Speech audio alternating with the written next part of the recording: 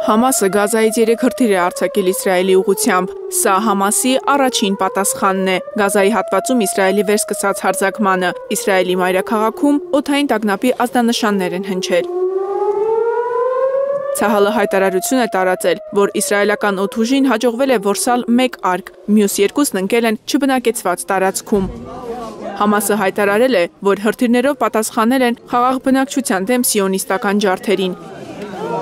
Ջարդերը սկսեցին, երբ երեքշաբթի Իսրայելը սկսեց Գազայի խաղաղ բնակչության ռմբակոծությունը Ռամադանի ճաշի ժամանակ։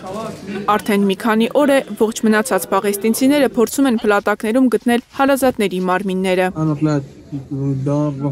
Ընտանիքիս ուղարկել էի տնից հեռու, ավելի ապահով վայր։ Զգացինք, որ ինչ-որ բան պատահեց։ Զանգեցի կնոջս, եղբորս, պապիկիս, քրոջս, ոչ ոք չէր պատասխանում։ Որոշեցի ինքս գնալ տեսնել, բայց միայն իրենց դիերը գտա։ Բոլորը զոհվել են։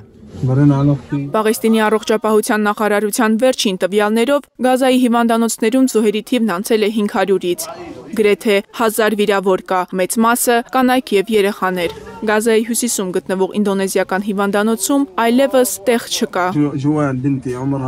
Ժուանը, աղջիկս 2 տարեկան էլ չկար։ Կինս 28 տարեկան էր։ Ռմբակոծության ժամանակ նախաճաշ էր պատրաստում։ Բայց մենք այդպես էլ չնախաճաշեցինք։ Ամբողջ ընտանիքս չկա։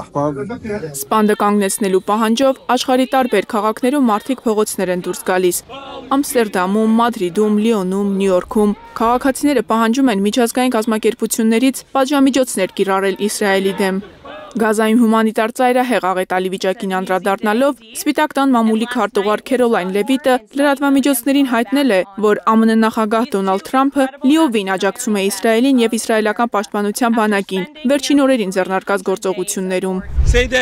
Գերտերությունների առաջնորդները միշտ ասում են, որ խաղաղություն կլինի, բայց այդ խոսքերի արդյունքը երբեք չենք տեսել։ Ուստի դիմում ենք նրանց, որ քայլեր ձեռնարկեն։ Գուցե դուք ձեր երեխաները ապահովեք ձեր տանը, բայց դուք միայն հեռուստացույցով եք տեսնում, թե ինչ է տեղի ունենում Պաղեստինում։ Խնդրում եմ, դադարեցրեք այս ցեղասպանությունը։ Իսրայելի վարչապետը ռազմական գործողությունների վերսկսման դեռ առաջին օրը հայտարարեց, թե որ դեպքում կդադարեցնի հարձակումը։ Նեթանյահուն պահանջում է, որ Համասը ազատ արձակի հրեա 59 պատաններին, որոնցից 24-ը դեռ ողջ են։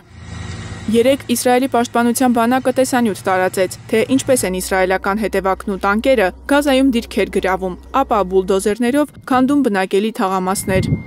Իսրայելական բանակի ցամաքային ներխուժումից հետո ՄԱԿ-ը հայտնեց, որ Պաղեստինի փախստականների գործակալության 5 աշխատակից է զոհվել։ ՄԱԿ-ի փախստականների օգնության գերագույն հանձնակատար Ֆիլիպ Լազարինի խոսքով ամենավատը դեռ առջևում է։